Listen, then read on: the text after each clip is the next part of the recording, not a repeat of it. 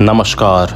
आज़ाद सिपाही के विशेष में आपका स्वागत है। मैं हूं राकेश सिंह। अयोध्या को राम के पूर्वज विवस्वान सूर्य के पुत्र वैवस्वत मनु ने बसाया था।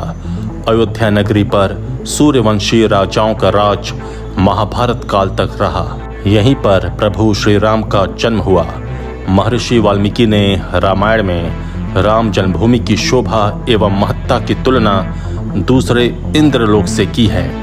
धन धान्य और रत्नों से भरी हुई अयोध्या नगरी की अतुलनीय छटा और गगनचुंबी इमारतों का अयोध्या नगरी में होने का वर्णन भी वाल्मीकि रामायण में मिलता है।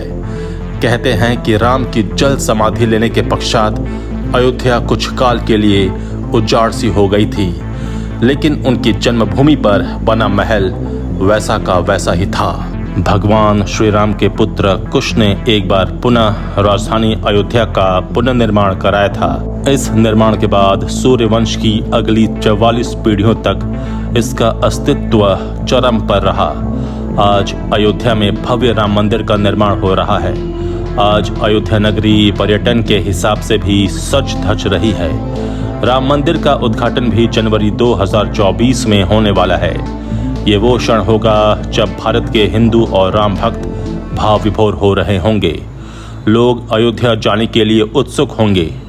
राम लल्ला के दर्शन कर वो खुद को गौरवान्वित महसूस कर रहे होंगे। कितनी तपस्या और 500 वर्षों की लड़ाई और बलिदान के बाद आज राम मंदिर का निर्माण हो रहा है। बता रहे हैं आज़ाद सिपाही के विशेष संवाददाता राकेश सिंह। अयोध्या में राम जन्मभूमि पर बन रहे भव्य राम मंदिर के ग्राउंड फ्लोर के निर्माण की प्रक्रिया पूरी हो चुकी है।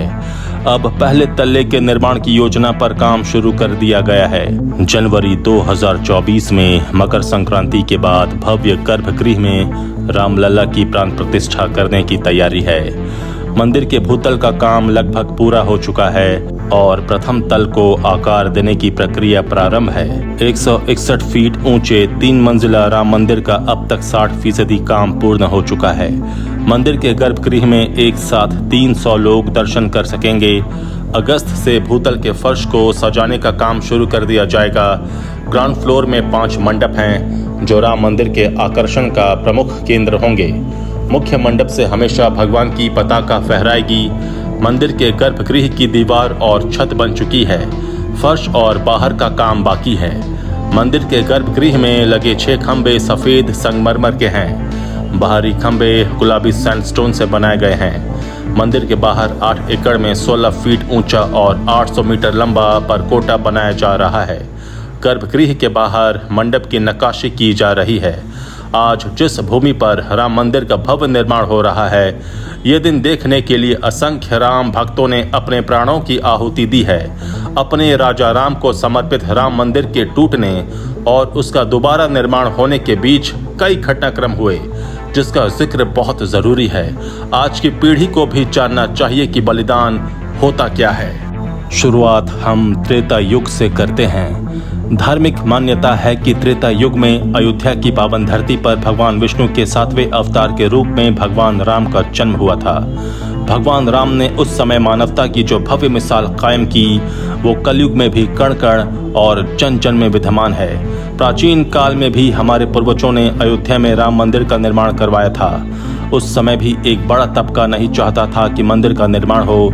माना जाता है कि आज से 2000 वर्ष पूर्व राजा विक्रमादित्य ने अयोध्या की खोज की थी। फिर उसी स्थान पर जीर्णोद्धार कर भगवान राम का भव्य मंदिर बनवाया। अयोध्या से जुड़े महंत और संत बताते हैं कि तीर्थराज प्रयाग ने कलयुग में राम जन्मभूमि को खोजने में राजा विक्रमादित्य की मदद की थी। बता दें कि प्रयाग तीर्थों के नायक हैं, तीर्थों के राजा हैं और मोक्ष देने वाली 7 पुरियां उनकी रानियां हैं। इनमें पटरानी का गौरव काशी को प्राप्त है। तीर्थराज प्रयाग ने राजा विक्रमादित्य को एक गाय दी थी और कहा था कि जिस जगह पर गाय के थन से दूध निकलने लगे, समझ लेना वही भगवान राम की पावन धरती है। विक्रमादित्य गाय को लेकर चल दिए। अयोध्या पहुंचते ही गाय खड़ी हो गई और उसके थन से दूध बहने लगा। विक्रमादित्य को समझ में आ गया कि यही उनके राजा राम की धरती है।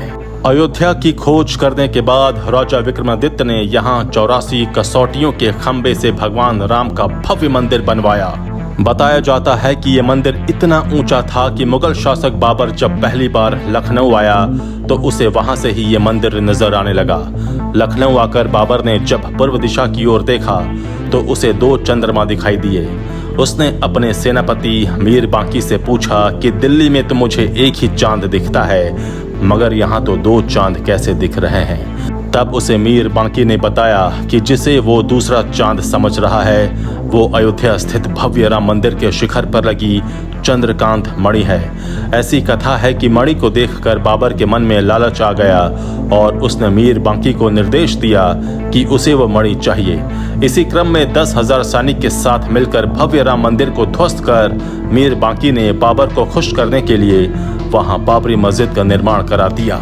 मई 2020 में जब राम मंदिर निर्माण के लिए नींव की खुदाई की जाने लगी तो उस दौरान जमीन के अंदर से भारी मात्रा में अवशेष मिले।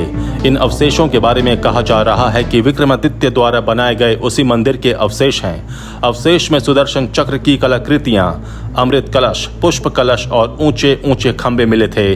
भारी संख्या में देवी देवताओं की खंडित मूर्तियों के अलावा 7 ब्लैक टच स्टोन के स्तंभ, 6 रेड स्टोन के स्तंभ सहित 4 फीट से बड़ा एक शिवलिंग भी मिला। विक्रमादित्य के बाद के कई राजाओं ने भी समय समय पर राम मंदिर की देखरेख की। उन्हीं में से एक शुंग वंश के प्रथम शासक पुष्यमित्र शुंग ने भी मंदिर का जीर्णोद्धार करवाया था।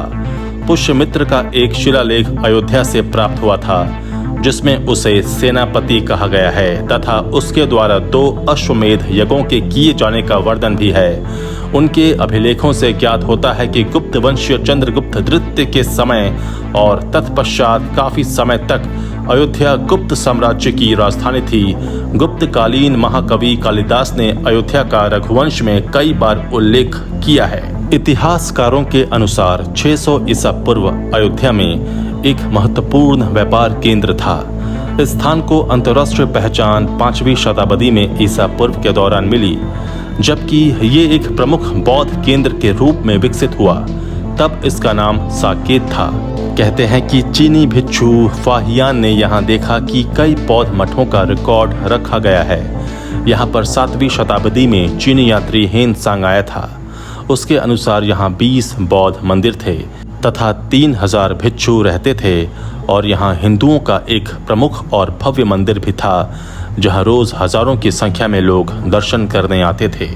इसके बाद ईसा की 11वीं शताब्दी में कन्नौज नरेश जयचंद आया तो उसने मंदिर पर सम्राट विक्रमादित्य के प्रशस्ति शिलालेख को उखाड़कर अपना नाम लिखवा दिया। पानीपत के युद्ध के बाद जयचंद का भी अंत हो गया। इसके बाद भारतवर्ष पर आक्रांताओं का आक्रमण और बढ़ गया। आक्रमणकारियों ने काशी मथुरा के साथ ही अयोध्या में भी लूटपाट की और पुजारियों की हत्या कर मूर्तियां तोड़ने का क्रम जारी रखा। लेकिन 14वीं सदी तक वे अयोध्या में राम मंदिर को तोड़ने में सफल नहीं हो पाए थे। विभिन्न आक्रमणों के बाद भी सभी झंझावतों को झेलते हुए श्री राम की जन्मभूमि पर बना भव्य राम मंदिर 14वीं शताब्दी तक बचा रहा। कहते हैं कि सिकंदर लोदी के शासनकाल के दौरान यह मंदिर मौजूद था। 14वीं शताब्दी में हिंदुस्तान पर मुगलों का अधिकार हो गया और उसके बाद ही राम जन्मभूमि और अयोध्या को नष्ट करने के लिए कई अभियान चलाए गए। अंततः 1527 से 28 में इस भव्य मंदिर को तोड़ दिया गया और उसकी जगह बाबरी ढांचा खड़ा किया गया। मुगल साम्राज्य का संस्थापक बाबर के सेनापति मीर बांकी ने बिहार अभियान के समय अयोध्या में श्री राम के जन्म स्थान पर स्थित प्राचीन और भव्य राम मंदिर को तोड़कर एक मस्जिद बनवाई थी जो 1992 तक विद्यमान रही। जब मंदिर तोड़ा जा रहा था तब जन्मभूमि मंदिर पर सिद्ध महात्मा श्यामनंद जी महाराज का अधिकार था। उस समय भीटी के राजा महताब सिंह बद्रीनारायण ने मंदिर को बचाने के लिए बाबर की सेना से युद्ध लड़ा। कई दिनों तक युद्ध चला और अंत में हजारों वीर सैनिक शहीद हो गए। इतिहासकार कनिंघम अपने लखनऊ गजेटियर के 66वें अंक के पृष्ठ 3 पर लिखता है कि 1,74,000 हिंदुओं की लाशें गिर जाने के पश्चात मीर बांकी मंदिर ध्वस्त करने के अपने अभियान में सफल हुआ। उस समय अयोध्या से 6 मील की दूरी पर सनेथु नाम के एक गांव के पंडित देवी दीन पांडे ने वहां के आसपास के गांव सराय, सिसिंडा, राजेपुर आदि के सूर्यवंशीय क्षत्रियों को एकत्रित किया और फिर से युद्ध हुआ। पंडित देवी दीन पांडे सहित हजारों हिंदू शहीद हो गए और बाबर की सेना जीत गई। पांडे जी की मृत्यु के 15 दिन बाद हंसवार के महाराज रणविजय सिंह ने कुछ हजार सैनिकों के साथ मीर बांकी की विशाल और शस्त्रों से सुसज्जित सेना से रामलला को मुक्त कराने के लिए आक्रमण किया, लेकिन महाराज सहित जन्मभूमि के रक्षार्थ सभी वीर गति को प्राप्त हो गए। स्वर्गीय महाराज रणविजय सिंह की पत्नी रानी जयराज कुमारी हंसवार ने अपने पति की वीर गति के बाद खुद जन्मभूमि की रक्षा के कार्य को आगे बढ़ाने का बीड़ा उठाया और 3000 नारियों की सेना लेकर उन्होंने जन्मभूमि पर हमला बोल दिया और हुमायूं के समय तक उन्होंने छापामार युद्ध जारी रखा। स्वामी महेश्वरानंद जी ने सन्यासियों की सेना बनाई। रानी जयराज कुमारी हंसवार के नेतृत्व में ये युद्ध चलता रहा, लेकिन हुमायूं की सेना से इस युद्ध में स्वामी महेश्वरानंद और रानी जयराज कुमारी लड़ते हुए अपनी बची हुई सेना के साथ शहीद हो गए और जन्मभूमि पर पुनः मुगलों का अधिकार हो गया। मुगल शासक अकबर के काल में शाही सेना हर दिन के इन युद्धों से कमजोर हो रही थी। अंततः अकबर ने बिरबल और टोडरमल के कहने पर खस की टाट से उस चबूतरे पर 3 फीट का एक छोटा सा मंदिर बनवा दिया। अकबर की इस कूटनीति से कुछ दिनों के लिए जन्मभूमि में रक्त नहीं बहा। यही क्रम शाहजहां के समय भी चलता रहा। फिर औरंगजेब के काल में भयंकर दमन चक्र चलाकर उत्तर भारत से हिंदुओं के संपूर्ण सफाई का संकल्प लिया गया। उसने लगभग 10 बार अयोध्या में मंदिरों को तोड़ने का अभियान चलाकर यहाँ के सभी प्रमुख मंदिरों और उनकी मूर्तियों को तोड़ डाला। औरंगजेब के समय में समर्थ गुरु श्री रामदास जी महाराज के शिष्य श्री वैष्णव दास जी ने जन्मभूमि को मुक्त कराने के लिए 30 बार आक्रमण किए। नसीरुद्दीन हैदर के समय में मकरही के राजा के नेतृत्व में जन्मभूमि को पुनः अपने रूप में लाने के लिए हिंदुओं के 3 आक्रमण हुए, जिसमें बड़ी संख्या में हिंदू मारे गए। इस संग्राम में भीती, हंसवार, मकरही, खजूरहट, दियारा, अमेठी के राजा गुरुदत्त सिंह और आदि सम्मिलित थे। हारती हुई हिंदू सेना के साथ वीर चिमटाधारी साधुओं की सेना आ मिली और इस युद्ध में शाही सेना को हारना पड़ा और जन्मभूमि पर पुनः हिंदुओं का कब्जा हो गया। लेकिन कुछ दिनों के बाद विशाल शाही सेना ने पुनः जन्मभूमि पर अधिकार कर लिया और हजारों राम भक्तों का कत्ल कर दिया। कई बार हिंदू और मुसलमानों में जन्मस्थली को लेकर दंगे हुए। अंग्रेजों का भी प्रभाव राम जन्मभूमि को लेकर खूब रहा। हिंदू लड़ता रहा, मुकदमे भी चले। 1885 से 2020 तक अदालत में सुनवाई चली। लंबी लड़ाई के बाद अंततः वो दिन आ ही गया जब अयोध्या में भव्य राम मंदिर का निर्माण हो रहा है। आज जब भव्य राम मंदिर का निर्माण हो रहा है और जिसका उद्घाटन जनवरी 2024 में होने वाला है, इस सुनहरे वक्त को लाने के लिए न जाने कितने राम भक्तों, कार सेवकों के रक्त से अयोध्या की धरती लाल हुई है। इसका एक उदाहरण 1990 में मिला, जब उत्तर प्रदेश में मुलायम सिंह यादव की सरकार थी। लाखों की संख्या में भक्त अयोध्या में उमड़े थे और उनके सामने यूपी पुलिस बंदूक के ताने खड़ी थी। हजारों राउंड फायरिंग और सरयू नदी में जान बचाने के लिए छलांग लगाते युवक। तारीख 30 अक्टूबर 1990। हिंदू संगठनों ने अयोध्या में कार सेवा का ऐलान कर दिया था।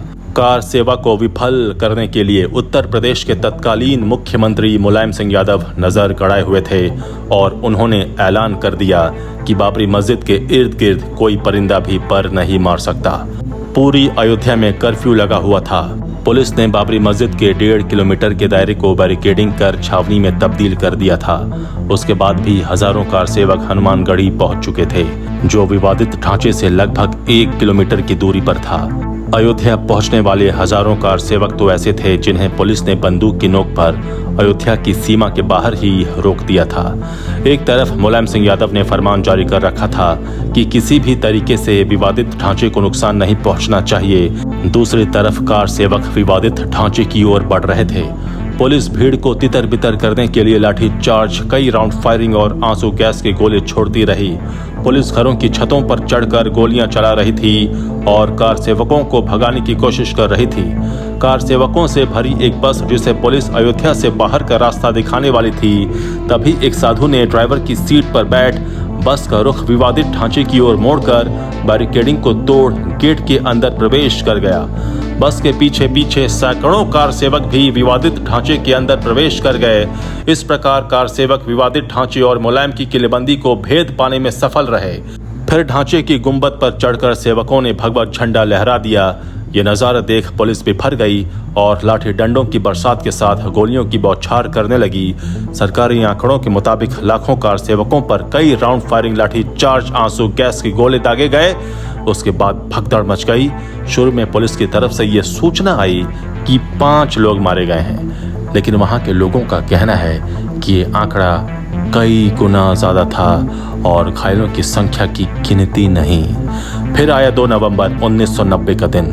कार्तिक पूर्णिमा का स्नान करके कार सेवक विवादित ढांचे की ओर बढ़ने लगे और इस दिन कार सेवक जगह जगह से अयोध्या में भारी मात्रा में पहुंच चुके थे।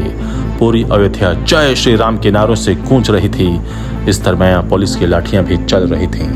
पुलिस ने फिर घर की छतों पर चढ़कर मोर्चा संभाला और कार सेवकों पर प्रहार करने लगी।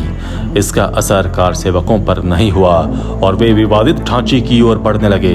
रोकने के लिए पुलिस ने आंसू गैस के गोले छोड़े, लेकिन कार सेवकों के कदम पीछे हटने का नाम नहीं ले रहे थे। एक तरफ गोलियों की आवाज तो दूसरी तरफ राम नाम की गूंज। पत्रकारों का भी रास्ता पुलिस ने रोक रखा था। अयोध्या लाल हो चुकी थी। सरकारी आंकड़ों के मुताबिक उस दिन लाखों कार सेवक वहां जमा हुए थे। उन्हें रोकने के लिए हजारों राउंड आंसू गैस के गोले छोड़े गए, फायरिंग की गई। उस दिन सरकार की तरफ से 16 लोगों की मौत की सूचना आई। इसी दिन कोलकाता से आए कोठारी बंधुओं की भी मौत हुई थी। कोठारी बंधु वही थे जिन्होंने गुंबद पर भगवा झंडा फहराया था। इधर पुलिस उन्हें ढूंढ रही थी। पुलिस के हाथों वे 2 नवंबर 1990 को मारे गए। फैजाबाद के अस्पताल घायलों से भर गए थे। इस घटना के 2 साल बाद 6 दिसंबर 1992 के दिन विवादित ढांचे को गिरा दिया गया। 1990 के गोलीकांड के बाद हुए विधानसभा चुनाव में मुलायम सिंह यादव पूरी तरह पराजित हुए और कल्याण सिंह सूबे के नए मुख्यमंत्री बने। अगस्त 2016 में मुलायम सिंह ने कहा था, अयोध्या में गोली चलने से 16 जानें गईं। अगर 30 भी जाती तो देश की एकता और अखंडता के लिए मुझे मंजूर था। अयोध्या में एकता बचाने के लिए गोली चलानी पड़ी थी। गोली चलवाने के बाद मेरी आलोचना हुई थी। मुझे मानवता का हत्यारा कहा गया था। नवंबर 2017 में टाइम्स ऑफ इंडिया की एक रिपोर्ट के मुताबिक मुलायम सिंह यादव ने अपने 89 जन्मदिन के अवसर पर पार्टी मुख्यालय में कहा कि 30 अक्टूबर 1990 को 28 लोग मारे गए थे, जो मुझे 6 महीने बाद पता चला और मैंने उनकी मदद अपने तरीके से की। इसी को लेकर मेरे देश के पूर्व प्रधानमंत्री अटल बिहारी वाजपेयी से कई बार बहस भी हुई, क्योंकि उनका कहना था कि उस दिन 56 लोग मारे गए थे। इस घटनाओं का जिक्र इसलिए किया जा रहा है ताकि लोग जान सकें कि करोड़ों आस्था, असंख्य भक्तों के बलिदान की बुनियाद पर खड़ा हुआ है राम मंदिर। आजाद सिपाही के विशेष में अभी इतना ही। आप हमारे इस YouTube चैनल को जरूर सब्सक्राइब करें और भी अधिक खबरों के लिए पढ़ते रहिए अपना लोकप्रिय दैनिक अखबार आजाद सिपाही। धन्यवाद।